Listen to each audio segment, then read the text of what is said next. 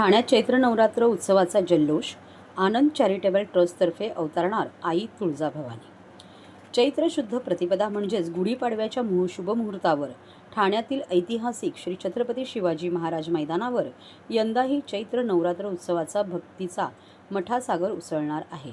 शिवसेना उद्धव बाळासाहेब ठाकरे पक्षाचे नेते माजी खासदार राजन विचारे यांच्या मार्गदर्शनाखाली आनंद चॅरिटेबल ट्रस्टतर्फे आयोजित या उत्सवाचे हे 31वे वर्ष असून यंदा धाराजीव येथील आई तुळजाभवानी मंदिराची 70 फूट उंच भव्य प्रतिकृती ठाणेकरांचे मुख्य आकर्षण ठरणार आहे।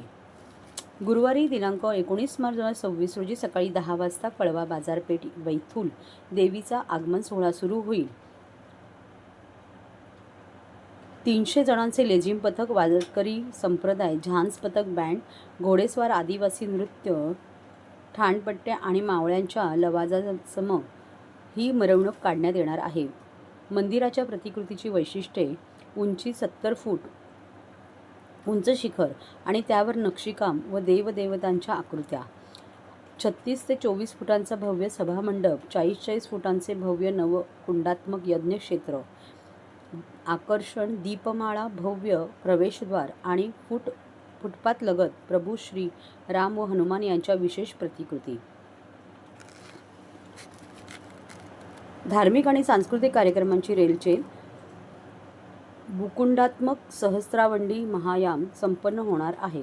9 दिवस दररोज रात्री विविध सांस्कृतिक कार्यक्रमांचे आयोजन। 19 मार्च संतोष चौधरी दादूस यांचा कोळी गीते कार्यक्रम, 20 मार्च हरिभजन, निवृत्ती महाराज इंदुरीकर यांचे कीर्तन, 21 मार्च भोजपुरी लोकसंगीत नाईट, शिवम पांडे व ममता उपाध्याय, 22 मार्च कलर्स ऑफ बॉलिवूड हिंदी मराठी गीते, किरण वेहेले, 23 मार्च निलेश ठक्कर यांचा दांडिया रास गरबा, 24 मार्चला नवदुर्गा व जवरत्न पुरस्कार वितरण सोहळा तसेच फोक युवा प्रस्तुत पारंपरिक लोकगीतं व शिवगीतं कार्यक्रम, 25 मार्चला भोंडला आणि मराठी रसरंग दांडिया, 26 मार्चला रामनवमी, उधळू स्वर्गीय स्वरांचे मराठी गीतनृत्य, 27 मार्च सायंकाळी 5 वाजता देवीचा विसर्जन सोहळा। या महोत्सवात सर्व भाविकांनी मोठ्या संख्येने उपस्थित राहून देवीचे दर्शन आणि सांस्कृतिक कार्यक्रमाचा आनंद घ्यावा असे आवाहन आनंद चॅरिटेबल ट्रस्टच्या वतीने करण्यात आले आहे। भाव देखील वाढवलेले आहेत।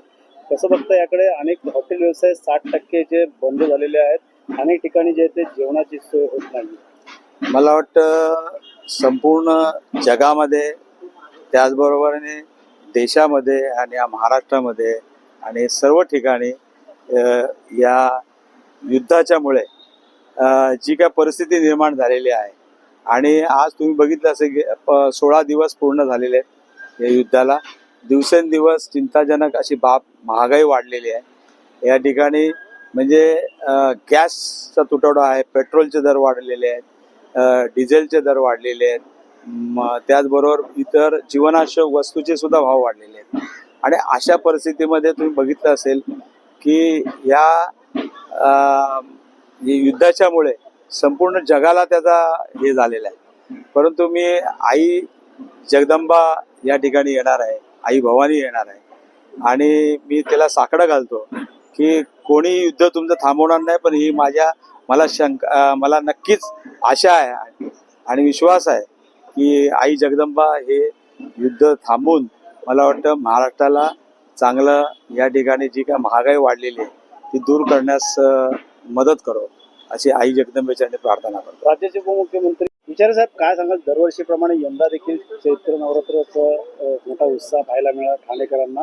यंदा कशाप्रकारे जय्यत तयारी करण्यात आलेली आहे? पाहिलं अनेक लोक ठाण्यामध्ये या चित्रनगरीसाठी भेट देतात। मला वाटतं ठाणे शहर एक सांस्कृतिक शहर आहे आणि या सांस्कृतिक शहराची परंपरा जपण्याचं काम धर्मवीर आनंदीगे साहेबांनी सुरू करून दिले होतं आणि तोच वारसा घेऊन मला वाटतं आनंद चॅरिटेबल ट्रस्टच्या माध्यमातून चैत्र नवरात्रोत्सवाची स्थापना या ठिकाणी 31व्या वर्षी, आता यंदाचं 31वं वर्ष आहे आणि हे करत असताना मला वाटतं महाराष्ट्रातील ठाणेकरांचे असतील, मुंबई येथले असतील, हे महाराष्ट्रातली सर्व मंडळी या ठिकाणी भक्ताच्या म्हणजे सर्व भक्तगण या ठिकाणी देवीच्या दर्शनाला येत असतात आणि मला वाटतं आतुरतेने त्याची वाट बघत असतात. गुढीपाडव्याच्या शुभ मुहूर्तावर मला वाटतं या देवीची आगमनाची मिरवणूक कळवा इथून निघणार आहे आणि त्यामध्ये महाराष्ट्रातले जेवढे ढोल ताशा पथक आहे,